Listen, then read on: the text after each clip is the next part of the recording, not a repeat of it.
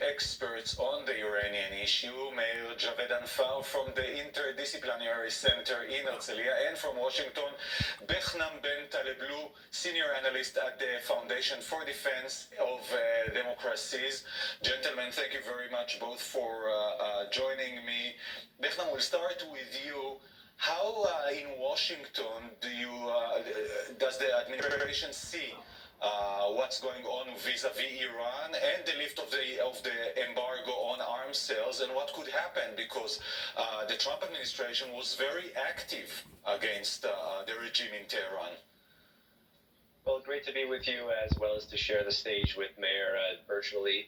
The Trump administration actually last month in September issued an executive order that actually went somewhat farther than the previously multilateral UN arms embargo on Iran.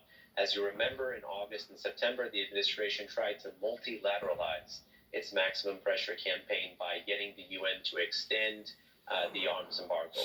When that failed, Washington reverted to its unilateral policy and now has a much broader arms ban that includes dual-use items, conventional weapons, as well as technological and component parts for select weapon systems that Washington will enforce against Tehran, as well as third parties, with secondary sanctions. So consider this an escalation of Washington's economic pressure in an attempt to inhibit Iranian military modernization, something that was or would have or could happen still, given the way some other countries may want to push back against those sanctions, countries like Russia or China, and selectively empower Iran and underscore that country's lethality.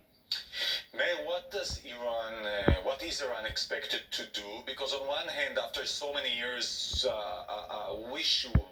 Iran might look for, buying as much as possible, but at the same time, Iran is bankrupt. Well, thank you very much for the invitation. Also, again, to share the virtual platform with Behnam. Look, the Iranians are going to face some challenges. Number one is, will the Russians want to sell them the most sophisticated weapons? Because don't forget that the Russians also have a very healthy economic relationship with many of the Persian Gulf countries, and they also have a working relationship with the state of Israel in Syria. So will the Russians want to undermine or to challenge that by supplying state-of-the-art weapons to Iran?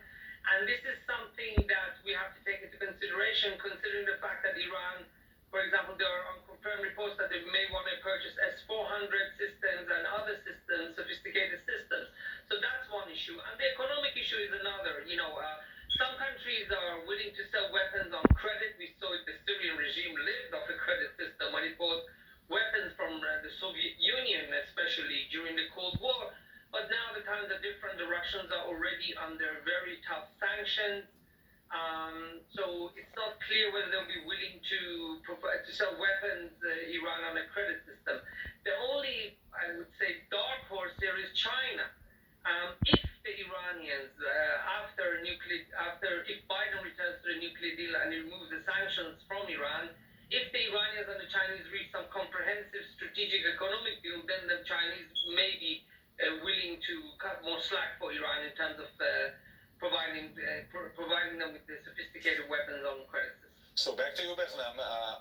Iran is in the center of the electoral campaign in the U.S., of course, with the coronavirus and Trump, with all the economy, and no doubt that no matter what happens, Iran might be a part of a bigger deal that the U.S. might strike or not strike with China regarding lots of issues, and Iran will be one of them.